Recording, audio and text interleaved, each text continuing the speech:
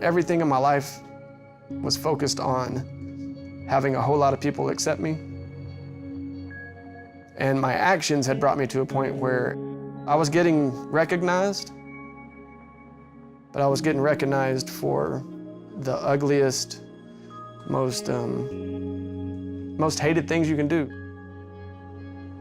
My name is Joe McElroy. In my 4 years as a narcotics detective, I took down some pretty bad guys.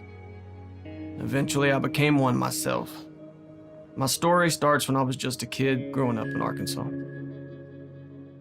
The relationship with my father was difficult. He worked a lot, he expected a lot, and I always felt like I didn't quite make it to that standard that he had set for me. I knew he loved me, but I don't feel like I ever gained that the acceptance.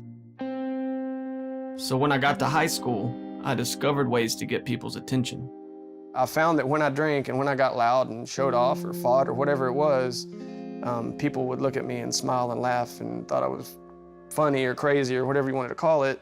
I could go to these parties and be accepted by, a lot of people. By the time I got to college, the partying had pretty much taken over my life. I was drinking at least a 12-pack of beer a day and smoking weed pretty much every day, all the time. I dropped out in my first year, got a job working at a warehouse. Later, I got married. I started a family. But I felt like a failure, and I wanted to prove myself. That's when I decided to become a cop. To be able to go around with the, with the badge and the uniform and it gives you a sense of power. It all fed into this need for acceptance and for being known for something. So I stopped smoking weed, cut back on the drinking, and I made it through the academy. But being a cop, it was never enough, so I worked my way up to becoming a narcotics detective. That's when the trouble started. I was working undercover, posing as a potential buyer. So I go to buy a substantial amount of methamphetamine, and of course the guy wants me to use methamphetamine to prove that I'm not a cop. Hey, you like that stuff? Yeah, that was good stuff. I didn't want him to shoot me, Yeah. and I wanted to do the cases. I wanted to make the cases. I remember doing a line of meth and having this moment where I was like, oh, this is not good. Something's different about this. Something's dangerous about this. It wasn't an if I'm going to get high again at that point. It was when am I going to get high? How am I going to get high? What do I have to do to get high? What do I have to steal to get high? I got my answer when I was assigned to clean out an old evidence room. There were drugs, weapons, money, you name it. It was all too easy to take what I needed to support my addiction. My family didn't matter. My career didn't matter. My image didn't even matter anymore. Addiction had taken over enough at that point that it was in control. It ran absolutely 100% ran my life. Eventually, I got caught and was arrested on 9 felonies. I was facing like 120 years. If they'd have really wanted to stack those charges, I was devastated. I mean, I didn't even know where to begin or what to do with myself. Since I didn't have any priors, the judge only gave me 1 year of jail time with 10 years of probation. So here I am, dirty cop, walking into prison. My story's on TV. They're looking at the TV. They're looking at me. My first several days there it was fighting.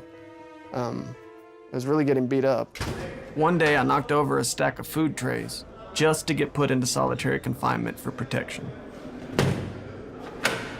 My heart was as soft as it could be at that point. I had taken physical beating, mental beating, spiritual beating. I was done. I knew I needed to change. I knew I needed something other than what I'd been seeking this entire time.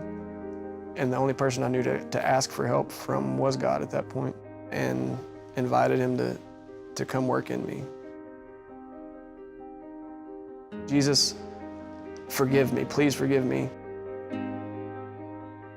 For the first time in my life, I felt like I'm accepted, I'm okay, I'm good enough because he's so good, because he's so loving, because he's so kind. After that, I got myself transferred into a faith-based block to serve the rest of my sentence. There, the Christian inmates showed me God's love in such a real way. It was the first time that I'd ever laid myself bare and been transparent with people. I could just be me, and they accepted me and they loved me with all my flaws and all my mistakes. I got out in 2010, and over time God has helped me overcome my addiction and get through a painful divorce. Now I'm happily remarried and working at a contracting company. God's acceptance is without hindrance. You don't have to perform to receive it. He's there, he's ready. He's that dad that's running toward you, not holding back at all.